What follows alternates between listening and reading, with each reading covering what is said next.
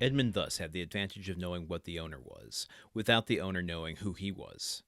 And however the old sailor and his crew tried to pump him, they extricated nothing more from him.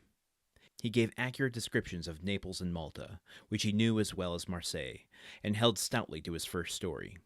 Thus the Genoese, subtle as he was duped by Edmond, in whose favor his mild demeanor, his nautical skill, and his admirable dissimulation pleaded. Moreover, it is possible that the Genoese was one of those shrewd persons who know nothing about what they should know, and believe nothing but what they should believe. In this state of mutual understanding, they reached Leghorn. Here Edmond was to undergo another trial. He was to find out whether he could recognize himself, as he had not seen his own face for 14 years. He had preserved a tolerably good remembrance of what the youth had been, and now was to find out what the man had become. His comrades believed that his vow was fulfilled, as he had 20 times touched at Leghorn. He remembered a barber in St. Ferdinand Street. He went there to have his beard and hair cut. The barber gazed in amazement at this man with the long, thick and black hair and beard, which gave his head the appearance of one of Titian's portraits. At this period, it was not the fashion to wear so large a beard and hair so long. Now a barber would only be surprised if a man gifted with such advantages should consent voluntarily to deprive himself of them. The Leghorn barber said nothing and went to work. When the operation was concluded, and Edmond felt that his chin was completely smooth and his hair reduced to its usual length, he asked for a looking-glass. He was now, as we said, 33 years of age, and his 14 years' imprisonment had produced a great transformation in his appearance. All right, this is an example of the podcast kind of obscuring, I think, Dumas' point with this story, because I got really confused the second I started reading this. As we talked about yesterday, the passage, the first part of chapter 22 here, to me, was about the captain surmising all he can about Dante's character. And then today, as I started this passage, I was like, wait a minute, did I get yesterday wrong? Was that about Dante's perspective? But I think this one so clearly being about Dante's perspective, I think that if you read them all at once, it's this juxtaposition of how the captain and Dante are kind of sizing each other up. I think maybe I should go back and reread that to fully understand. But Dante at least seems to be under the impression that his deception is working on the crew.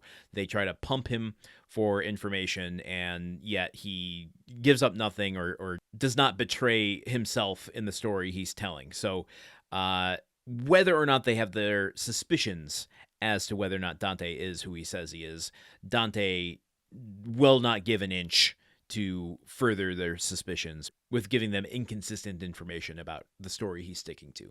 But we're coming to a point here of self-reflection. I didn't even intend that to be a pun, but with Dante getting the opportunity to see himself for the first time in 14 years, he has great remembrance, as it says, of what that youthful lad looked like going into prison, but he has no idea what 14 years has done to him with this long beard, this long hair, I'm assuming, the wrinkles on his face, the ravages of time and wear and tear that prison had on him. This is one of those moments when he's going to look at himself. I mean, I guess I shouldn't get ahead of tomorrow's passage, but I would imagine you have a character who is in a transformation, like right smack in the middle of a transformational state, and can gaze upon his face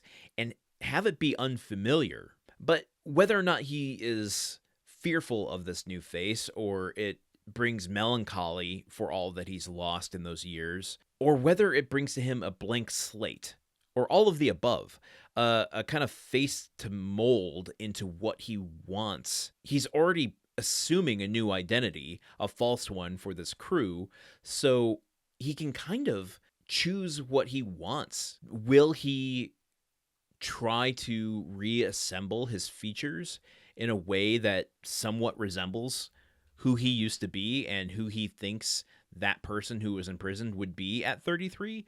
Or does he choose something completely different?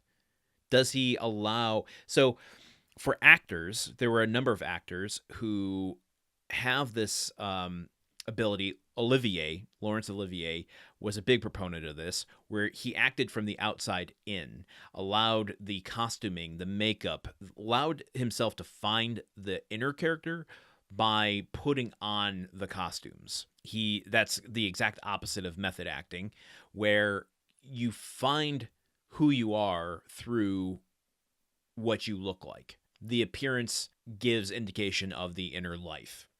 That doesn't necessarily mean that someone who looks like a pompous banker, for some frivolous example, is actually pompous on the inside. He might look pompous, but you won't know to play it as pompous or as insecurity being manifested as pomposity until you get a sense of what that looks like. You know, does the costuming make you more confident? Does it make you look confident but feel unconfident? I'm again using this as a superficial example.